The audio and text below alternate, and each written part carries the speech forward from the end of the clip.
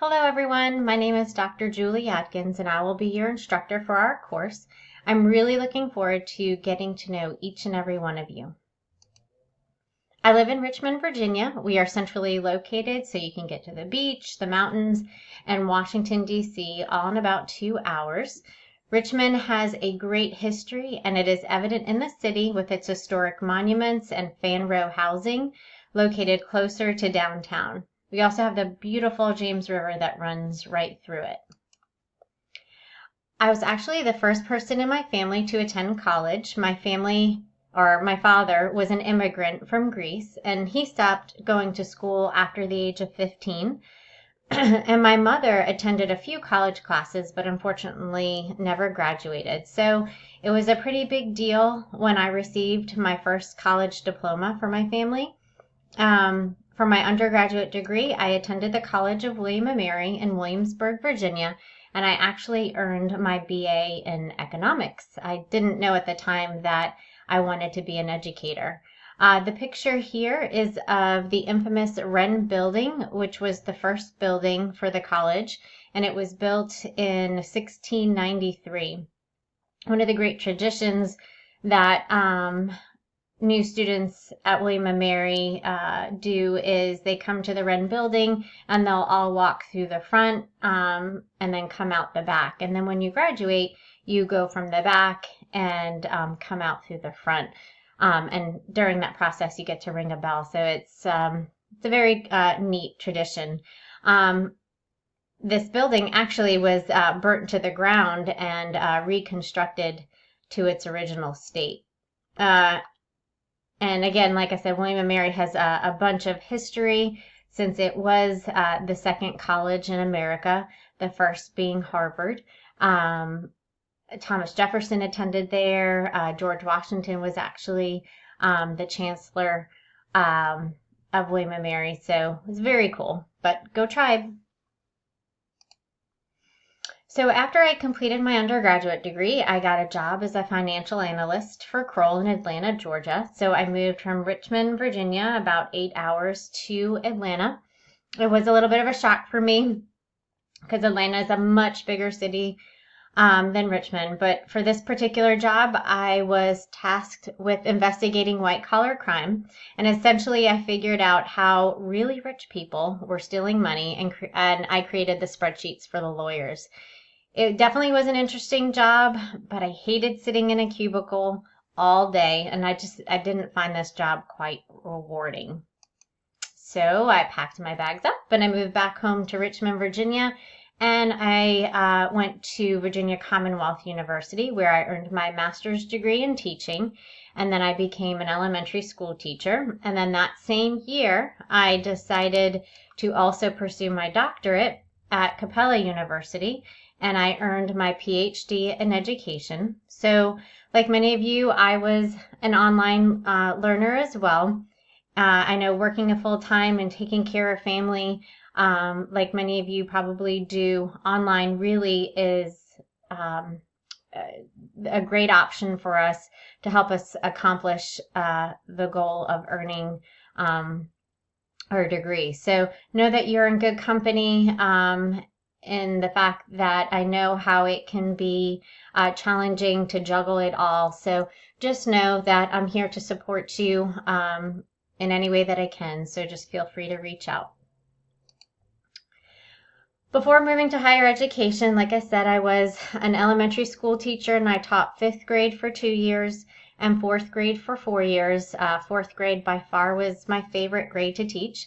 I ended my career as an elementary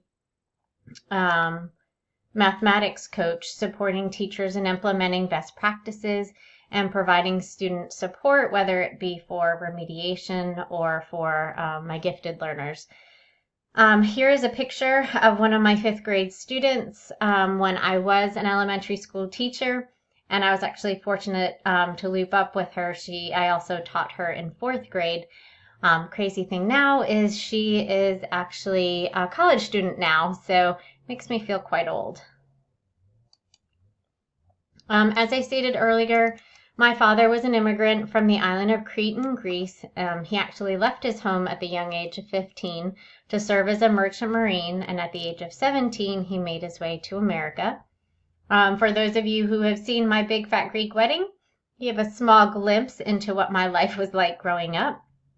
The top picture is actually a picture of my father's village he grew up in, and that arrow is pointing to his house and his village. He was actually one of 9. I was very fortunate as a kid to go every year for during the summer. And unfortunately, though, I haven't been back since I was 18 years old, so it's been quite some time. So I'm hoping soon to take my husband and kids over there so that they can meet the many cousins and uncles that I have over there. I wanted to share with you some pictures from our recent family vacation. It was by far the best family trip that we've had. On our way to Maine, we stopped in Boston to catch a Red Sox game at Fenway Park. And then we headed the next day to Acadia National Park in Maine, where we just disconnected from all things electronics. And I think that's why this was one of the best family trips because we were totally disconnected. We were able to do lots of hiking, although my kids were quite exhausted at the end of those hikes, as you can see in the one picture. They would just, after we would finish a hike, lay there. So as parents, we did our job because we made sure that our kids got tired. But I will say they were quite the troopers, because one of those days we actually woke up at 4 a.m. so that we could go to Cadillac Mountain and see the sunrise from there. Apparently that is a must when you go to Acadia National Park. And I would have to agree, because it was quite the experience. It was definitely worth waking up that early. My son loves to fish, and so my husband and son Justin went on a fishing tour, and he caught lots of fish. One in particular was an 8-pound cod, and you can see in the picture there he was very proud of himself for that. And then my daughter and I actually took a trip. We did a whale tour where we went up into the Canadian waters and got to see some humpback whales, which was really, really cool. But overall, it was just such an amazing trip, and I always love spending time with my family when we can. As I close this presentation, I want to leave you all with an inspirational quote. Believe in yourself and all that you are. Know that there is something inside you that is greater than any obstacle. I just want you all to know that I am here to support you any way I can for you to reach your academic potential. If you're willing to meet me halfway, then I know together we can certainly do great things. Again, please don't hesitate to reach out to me via email. You can call me, you can text me, whatever you are most comfortable with. If you need anything, whether it be clarification on an assignment or if you just need some encouragement.